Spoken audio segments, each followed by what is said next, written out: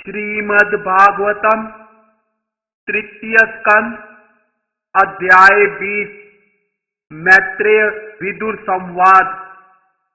श्री शौनक ने पूछा, हे सूत गोस्वामी, जब पृथ्वी अपनी कक्षा में पुनः स्थापित हो गई तो स्वयंभू मनु ने बाद में जन्म ग्रहण करने वाले व्यक्तियों को मुक्ति मार्ग प्रदर्शित करने के लिए क्या क्या किया। शौनक ऋषि ने विदुर के बारे में जानना चाहा, जो भगवान कृष्ण का महान भक्त एवं सखा था और जिसने भगवान के लिए ही अपने उस ज्येष्ठ भाई का साथ छोड़ दिया था, जिसने अपने पुत्रों के साथ मिलकर भगवान की इच्छा के विरुद्ध षड्यंत्र किया था। विदुर वेद व्यास के आत्मज थे और उनसे किसी प्रकार से कम न थे। इस तरह उन्होंने पूर्ण मनोभाव से श्री कृष्ण के चरण कमलों को स्वीकार किया और वे उनके भक्तों के प्रति अनुरक्त थे। तीर्थ स्थलों की यात्रा करने से विदुर सारी विषय वासना से शुद्ध हो गए। अंत में वे हरिद्वार पहुंचे, जहां आत्मज्ञान के ज्ञाता एक महर्षि से उनकी भेंट हुई, जिससे उन्होंने कुछ प्रश्न किए। अतः शौनक ऋषि ने पूछा कि मैत्रेय से विदुर ने और क्या क्या पूछा। शौनक ने विदुर तथा मैत्रेय के बीच होने वाले वार्तालाप के संबंध में प्रश्न किया कि भगवान की निर्मल लीलाओं के अनेक आख्यान रहे होंगे। ऐसे आख्यानों को सुनना गंगा जल में स्नान करने के सदृश है, क्योंकि इससे सभी पाप बंधन छूट सकते हैं। हे सूत गोस्वामी, आपका मंगल हो। कृपा करके भगवान के कार्यों को कह सुनाइए, क्योंकि वे उदार एवं स्तुति के योग्य हैं। ऐसा कौन भक्त है जो भगवान की अमृतमयी लीलाओं को सुनकर तृप्त हो जाए। नैमिषारण्य के ऋषियों द्वारा इस प्रकार पूछे जाने पर रोमहर्षण के पुत्र सूत गोस्वामी ने, जिनका मन भगवान की दिव्य लीलाओं में लीन था, कहा, अब जो मैं कहता हूं कृपया उसे सुने। सूत गोस्वामी ने आगे कहा, भरत के वंशज विदुर भगवान की कथा सुनकर परम प्रफुल्लित हुए, क्योंकि भगवान ने अपनी दैवी शक्ति से शूकर का रूप धारण करके पृथ्वी को समुद्र के गर्भ से खेल खेल में ऊपर लाने की लीला तथा हिरण्याक्ष को उदासीन भाव से मारने का कार्य किया था। फिर विदुर मैत्रेय से इस प्रकार बोले। विदुर ने कहा, हे पवित्र मुनि, आप हमारी समझ में न आने वाले विषयों को भी जानते हैं, अतः मुझे यह बताएं कि जीवों के आदि जनक प्रजापतियों को उत्पन्न करने के बाद ब्रह्मा ने जीवों की सृष्टि के लिए क्या किया। विदुर ने पूछा, प्रजापतियों, मरीचि तथा स्वयंभू मनु जैसे जीवों के आदि जनक ने ब्रह्मा के आदेश के अनुसार किस प्रकार सृष्टि की और इस दृश्य जगत का किस प्रकार विकास किया। क्या उन्होंने इस जगत की सृष्टि अपनी अपनी पत्नियों के सहयोग से की, अथवा वे स्वतंत्र रूप से अपना कार्य करते रहे, या कि उन्होंने संयुक्त रूप से इसकी रचना की।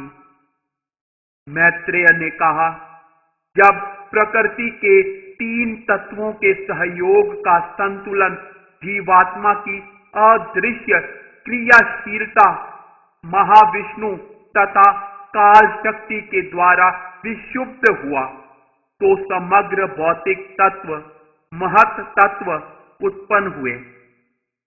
जीव के भाग्य दैव की प्रेरणा से रजोगुण प्रधान महत तत्व से 3 प्रकार का अहंकार उत्पन्न हुआ। फिर अहंकार से 5-5 तत्वों के अनेक समूह उत्पन्न हुए। अलग अलग रहकर ब्रह्मांड की रचना करने में असमर्थ होने के कारण वे परमेश्वर की शक्ति के सहयोग से संगठित हुए और फिर एक चमकीले अंडे का सृजन करने में सक्षम हुए। यह चमकीला अंडा 1000 वर्षों से भी अधिक काल तक अचेतन अवस्था में कारणार्णव के जल में पड़ा रहा। तब भगवान ने इसके भीतर गर्भोदक्षाई विष्णु के रूप में प्रवेश किया। गर्भोदक्षाई भगवान विष्णु की नाभि से 1000 सूर्यों की दीप्ति सदृश प्रकाशमान एक कमल पुष्प प्रकट हुआ। यह कमल पुष्प समस्त बद्ध जीवों का आश्रय है और इस पुष्प से प्रकट होने वाले पहले जीवात्मा सर्वशक्तिमान ब्रह्मा थे।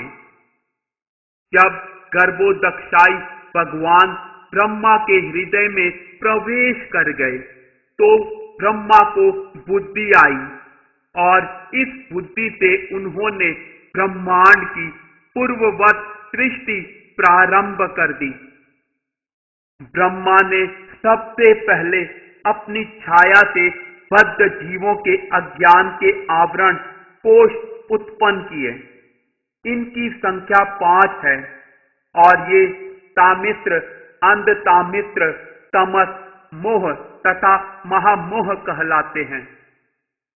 क्रोध के कारण ब्रह्मा ने उस अविद्यामय शरीर को त्याग दिया। इस अवसर का लाभ उठाकर यक्ष तथा राक्षस गण उस रात्रि में स्थित शरीर पर अधिकार जमाने के लिए कूद फांद मचाने लगे। रात्रि भूख तथा प्यास की स्रोत है। भूख तथा प्यास से अभिभूत होकर वे चारों ओर से ब्रह्मा को खा जाने के लिए दौड़े और चिल्लाए, उसे मत छोड़ो, उसे खा जाओ। देवताओं के प्रधान ब्रह्मा जी ने घबराकर उनसे कहा, मुझे खाओ नहीं, मेरी रक्षा करो। तुम मुझसे उत्पन्न हो और मेरे पुत्र हो चुके हो, अतः तुम लोग यक्ष तथा राक्षस हो। तब उन्होंने प्रमुख देवताओं की सृष्टि की जो सात्विक प्रभा से चमचमा रहे थे।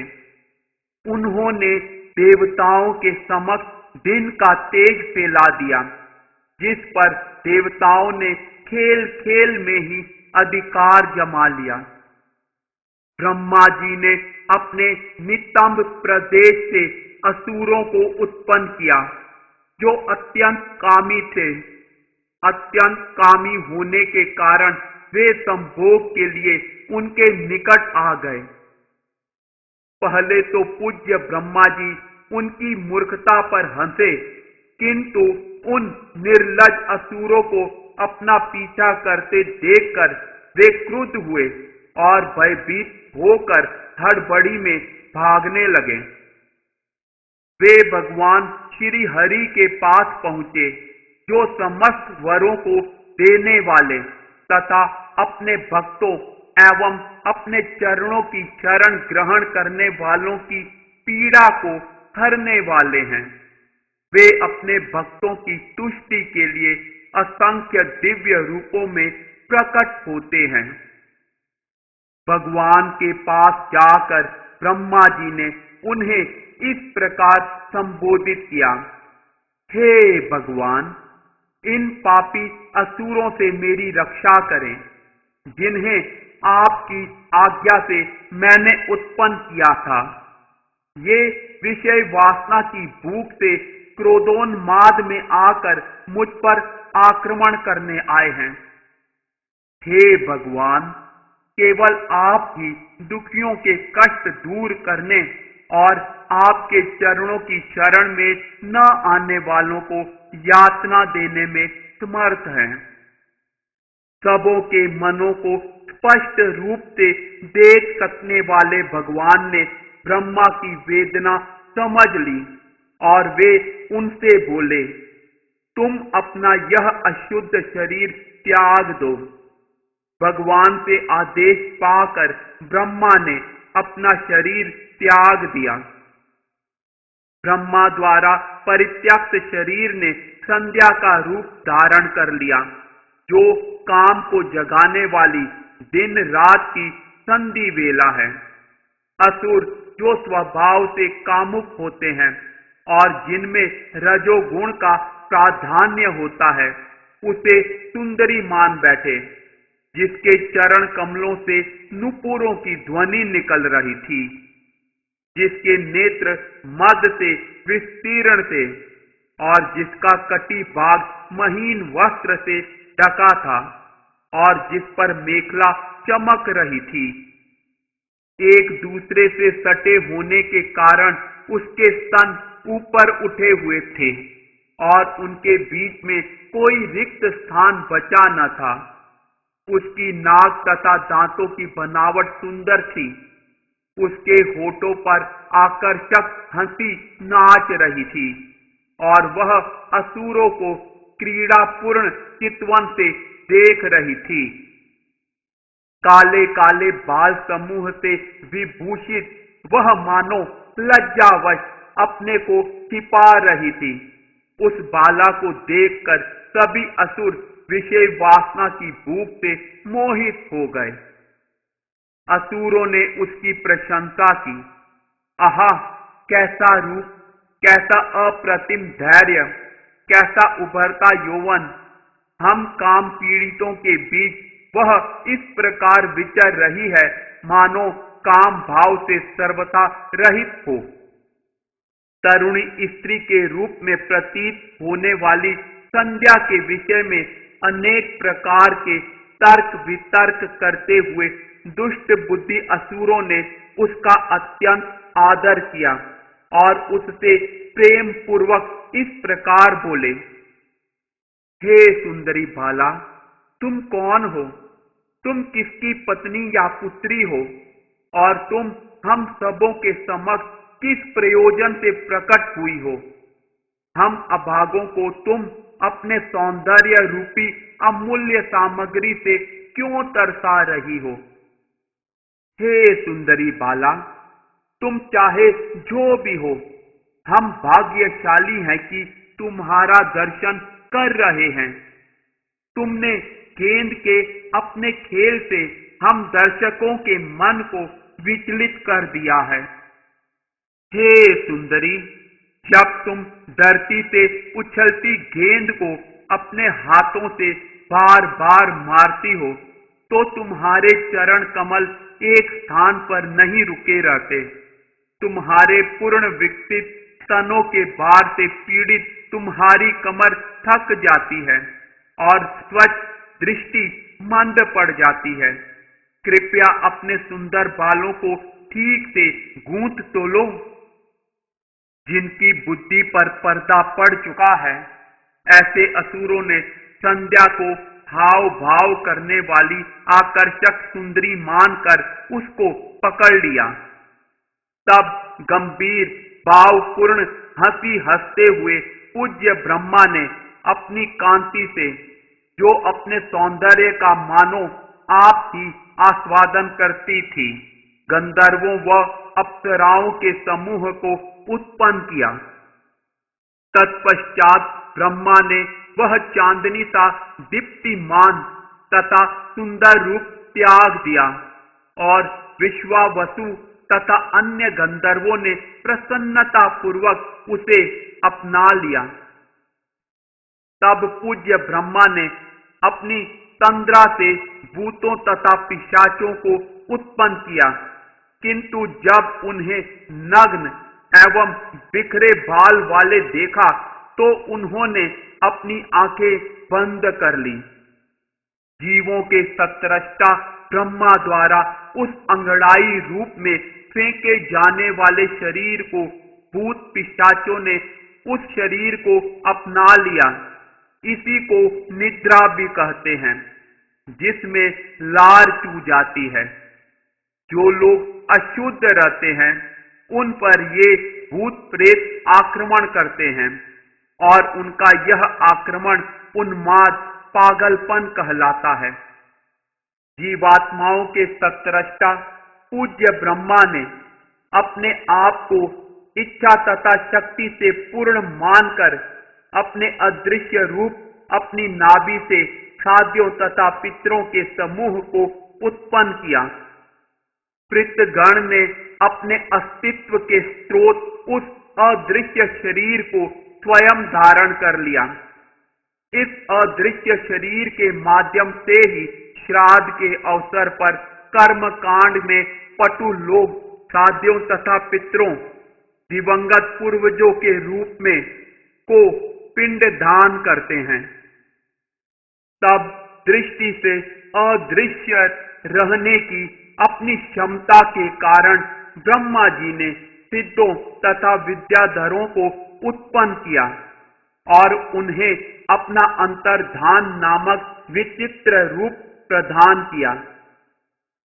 एक दिन समस्त जीवात्माओं के सर्जा ब्रह्मा ने जल में अपनी परछाई देखी और आत्म प्रशंसा करते हुए उन्होंने उस प्रतिबिंब परछाई से किन्नरों तथा किम पुरुषों की सृष्टि की। किम पुरुषों तथा किन्नरों ने ब्रह्मा द्वारा त्यक्त उस छाया शरीर को ग्रहण कर लिया। इसीलिए वे अपनी पत्नियों सहित प्रत्येक प्रातः काल उनके कर्म का स्मरण करके उनकी प्रशंसा का गान करते हैं। एक बार ब्रह्मा जी अपने शरीर को पूरी तरह फैलाकर लेटे थे। वे अत्यधिक चिंतित थे कि उनकी सृष्टि का कार्य आगे नहीं बढ़ रहा है, अतः उन्होंने रोष में आकर उस शरीर को भी त्याग दिया। हे विदुर, उस शरीर से जो बाल गिरे वे सर्पों में परिणत हो गए। उनके हाथ पैर सिकोड़ कर चलने से उस शरीर से क्रूर सर्प तथा नाग उत्पन्न हुए, जिनके फन फैले हुए होते हैं। एक दिन स्वयं जन्मा प्रथम जीवात्मा ब्रह्मा ने अनुभव किया कि उन्होंने अपने जीवन का उद्देश्य प्राप्त कर लिया है। उस समय उन्होंने अपने मन से मनुओं को उत्पन्न किया, जो ब्रह्मांड के कल्याण कार्यों की वृद्धि करने वाले हैं। आत्मवान सत्रष्टा ने उन्हें अपना मानवीय रूप दे दिया। मनुओं को देखकर उनसे पूर्व उत्पन्न देवता, गंधर्व आदि ब्रह्मांड के स्वामी ब्रह्मा की स्तुति करने लगे।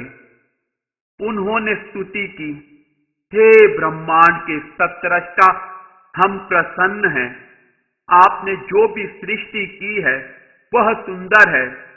क्योंकि इस मानवीय रूप में अनुष्ठान कार्य पूर्णतया स्थापित हो चुके हैं, अतः हम हवि में साझा कर लेंगे। फिर आत्मभू जीवित प्राणी ब्रह्मा ने अपने आप को कठोर तप, पूजा, मानसिक एकाग्रता तथा भक्ति तल्लीनता से सुसज्जित करके एवं निष्काम भाव से अपनी इंद्रियों को वश में करते हुए महर्षियों को अपने पुत्रों प्रजा के रूप में उत्पन्न किया। ब्रह्मांड के अजन्मा सत्सृष्टा ब्रह्मा ने इन पुत्रों में से प्रत्येक को अपने शरीर का एक एक अंश प्रदान किया, जो गहन चिंतन, मानसिक एकाग्रता, नैसर्गिक शक्ति, तपस्या, पूजा तथा वैराग्य के लक्षणों से युक्त था। इस प्रकार श्रीमद् भागवत के तृतीय स्कंद के अंतर्गत मैत्रेय विदुर संवाद नामक 20वें अध्याय के भक्ति वेदांत तात्पर्य पूर्ण हुए।